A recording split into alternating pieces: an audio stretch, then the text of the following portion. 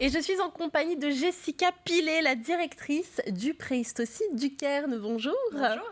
Alors c'est bientôt la journée européenne de l'archéologie, c'est le dimanche 19 juin. Et bien évidemment, c'est un événement incontournable. Vous avez organisé toute une série d'animations. Tout à fait, effectivement. Donc on participe tous les ans à cette journée. Et chaque année, on va proposer un programme autour de la découverte du métier d'archéologue et puis du patrimoine local et des vestiges en fait qui se trouvent tout autour du site, c'est-à-dire les mégalithes, les menhirs et les dolmens du territoire de Vendée Grand Littoral. Et donc voilà, on a prévu un programme spécial pour cette année avec des ateliers participatifs. Donc bien évidemment, parmi ces ateliers, vous aurez les fouilles archéologiques. Là, on va avoir du coup les enfants qui vont comme pouvoir... les vrais Voilà, c'est ça. En fait, on a un chantier de fouilles vraiment dans des conditions réelles de fouilles qui est présent sur le site. Donc on va inviter les enfants, on va prioriser les enfants à fouiller. On va leur faire découvrir les outils des archéologues, comment se débrouiller pour réussir à déterrer des vestiges du sol. Et puis, du coup, ils repartent avec leur petit diplôme s'ils ont bien travaillé. Donc voilà, ça va être l'activité phare. On va le répéter à plusieurs reprises dans l'après-midi. Et puis, on va aussi avoir un déplacement de menhir où là, on va rassembler l'ensemble du public parce qu'on a... Alors, c'est un bébé menhir, mais il fait quand même... C'est un petit peu lourd quand même. Voilà, il fait quand même près d'1,5 tonne. Donc, oui. Voilà, il y a un peu de charge à déplacer. Mais l'idée, c'est de faire participer le public pour ce déplacement de menhir et les initier en fait aux techniques de l'époque pour s'immerger vraiment dans la vie de nos ancêtres, en fait, comme s'ils y étaient, et de faire par eux-mêmes. C'est ce qu'on appelle un peu l'archéologie expérimentale, en fait. Oui. Mais avec le public, donc c'est participatif. Et puis après, on va avoir des démonstrations phares de notre site aussi, de la chasse, etc. Exactement.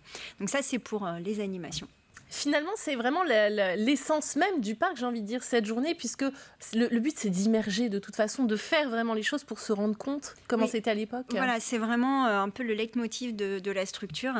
C'est l'archéologie participative pour que les gens puissent découvrir cette période qui est un peu méconnue, pleine d'idées reçues aussi. C'est-à-dire que... Il y a des films aussi qui marquent. Voilà, qui marquent. Et qui ne sont pas toujours vrais, finalement. Exactement, c'est tout à fait ça. Donc, en fait, le mythe de l'homme des cavernes avec sa massue et son bout de peau de bête déchiré autour de la taille, on va essayer de l'effacer et de l'oublier. En plus, nous, on travaille vraiment sur cette période qui s'appelle le néolithique, c'est la fin de la préhistoire. Les hommes deviennent sédentaires, éleveurs, agriculteurs, ils portent des vêtements en tissu. Ils n'avaient pas de peau de bête autour de la taille, vous êtes en train de me dire quand ils portent des vêtements en peau, puisqu'ils utilisent les peaux et les fourrures pour faire leurs vêtements, ils se font des vrais vêtements, et notamment pour les périodes froides. Vous imaginez, vous, en slip, aller faire du ski en plein hiver ? Pas vraiment. Donc, pour eux, c'est pareil à l'époque. Quand il fait froid, on s'habille, effectivement, avec les matières qu'on trouve dans la nature. Donc, pourquoi pas des fourrures ? Mais on va se faire des vrais vêtements. On a retrouvé des chaussures tout cuir. On sait qu'ils pouvaient mettre des sortes de guêtres, des pantalons. Alors, pas comme ceux qu'on porte aujourd'hui, mais voilà, des jambières, des manteaux, des gants. Pourquoi pas un bonnet ? Donc, en gros, ils vont se faire des vrais vêtements. Ils savent coudre. On a retrouvé des aiguilles, même pour des périodes plus anciennes. Donc, c'est pas le bout de peau de bête mythique déchiré, la massue, un peu torse nu et je m'en vais à la chasse au mammouth. C'est un peu différent. Ouais. Donc, l'idée, c'est de casser un peu ces clichés et puis de donner une image plus réaliste et en faisant participer les gens. Parce qu'on n'apprend jamais mieux, et ça, on l'expérimente avec les scolaires, qu'en faisant, en fait. Faire, ça permet aussi d'apprendre.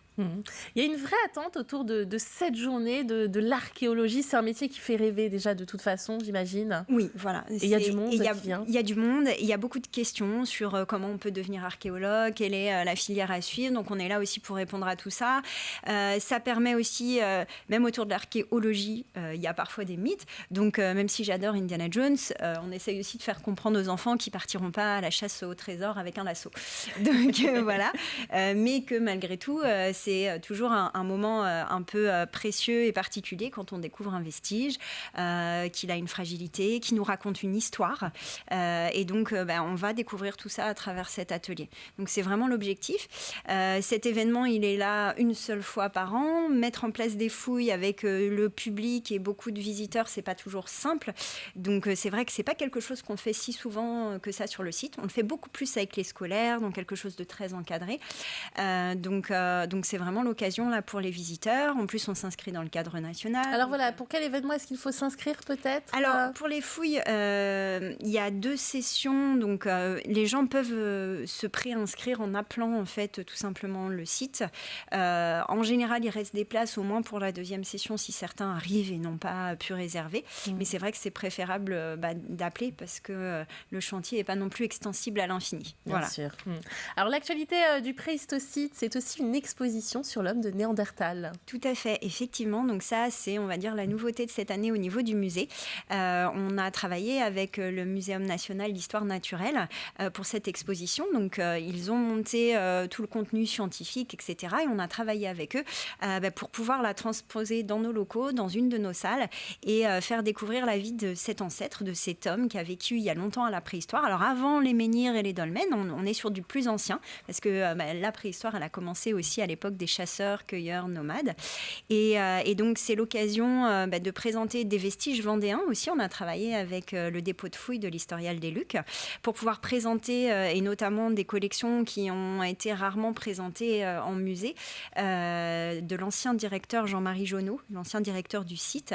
Et donc, du coup, présenter ainsi les outils qu'a pu fabriquer Néandertal ici en Vendée quand il est passé dans nos régions. Il y a d'importants vestiges vendéens.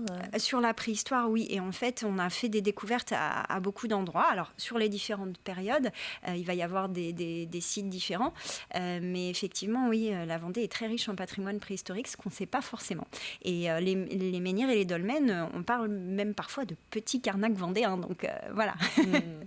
Comment se porte le Préhistosite avec la Covid qui a terminé? J'imagine que ça a dû être une période difficile pour vous aussi. Oui, je pense comme pour tous les sites, fermeture, puis réouverture, mais avec des contraintes sanitaires parfois lourdes. Là, la reprise se fait. Et là, voilà, comment on reprend, on va dire, une année beaucoup plus normale, reprendre le rythme. Alors, ça fait bizarre aussi de retrouver les habitudes qu'on avait perdues et puis un petit peu de liberté aussi, on va dire ça comme ça.